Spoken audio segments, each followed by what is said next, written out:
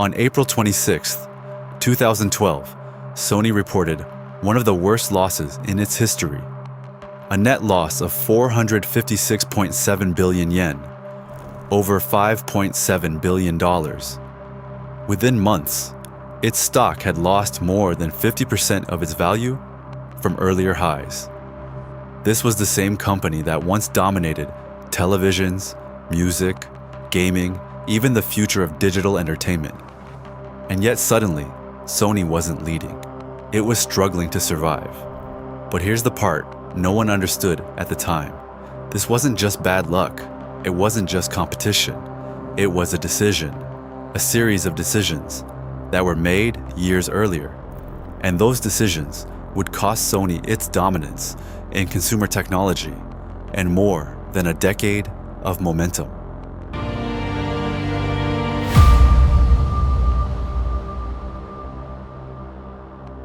To understand what happened, you have to understand what Sony used to be. Sony was founded in 1946 in post-war Japan. 2 engineers, a small workshop, a country rebuilding from nothing. By the 1980s, Sony had become something else entirely.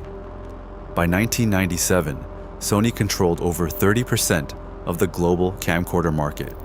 Its Walkman had sold more than 200 million units worldwide. In 2000, Sony's revenue reached roughly $63 billion.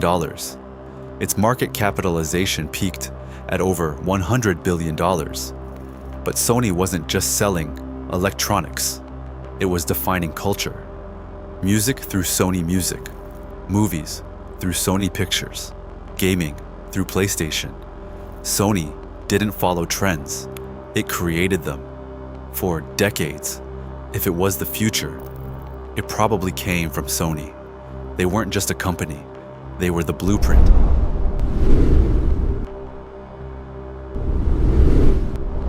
But by the early 2000s, the cracks were already forming.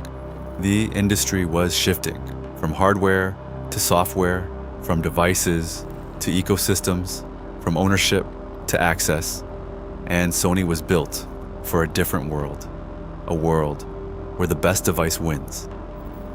But now, platforms were winning. In 2001, Apple launched the iPod. By 2007, the iPhone. And everything changed. Sony had the music, Sony had the hardware, Sony had the brand. But it didn't have integration. Internal divisions operated separately. Music, movies, electronics, each protected its own profits. Instead of building one ecosystem, Sony built silos.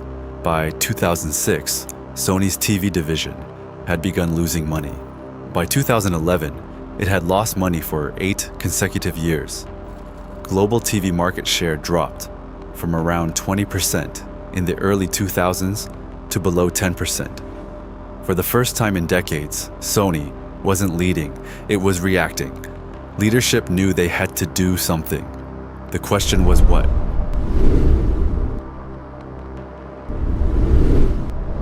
In the mid-2000s, Sony made a critical bet. They would double down on hardware excellence, higher quality, better displays, premium positioning. The logic seemed clear. First, Sony believed superior engineering would win. Second, they trusted brand legacy. Third, they assumed consumers would pay for quality. On paper, it made sense. Sony had built its empire on exactly that. But strategy rarely fails in PowerPoint. It fails in execution because the market had changed. Competitors like Samsung weren't just improving quality. They were optimizing cost, scaling aggressively, moving faster. At the same time, Apple wasn't competing on hardware specs. It was building ecosystems, iTunes, App Store, seamless integration. Sony tried to respond. They launched digital services, attempted platform integration, but internal resistance slowed everything down. Different divisions had different incentives. Music executives feared piracy. Hardware teams focused on devices. No one controlled the full experience. Sony didn't lack innovation. It lacked alignment.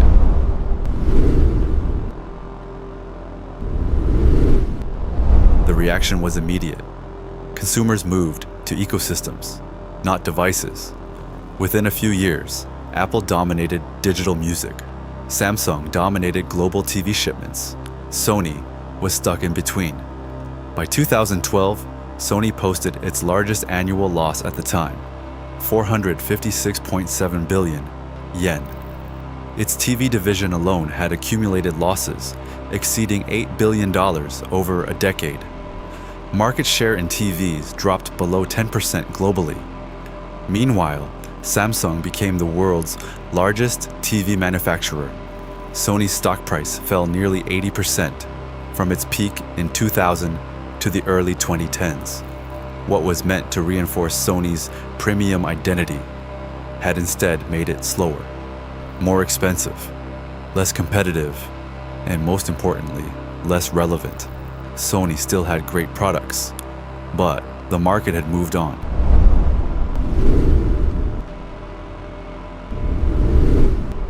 So, what went wrong?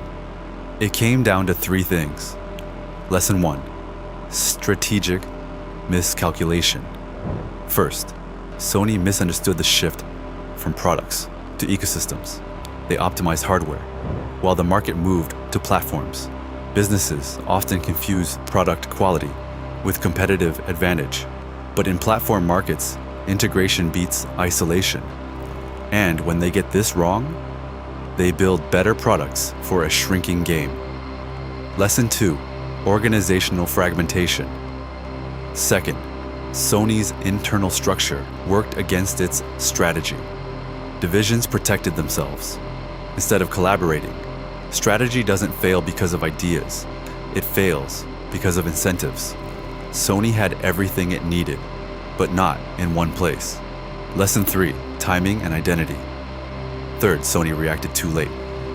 And when it reacted, it stayed anchored to its past. Markets don't reward legacy.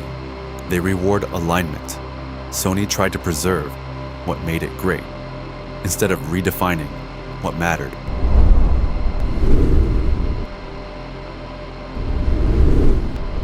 On April 26, 2012, it looked like the end.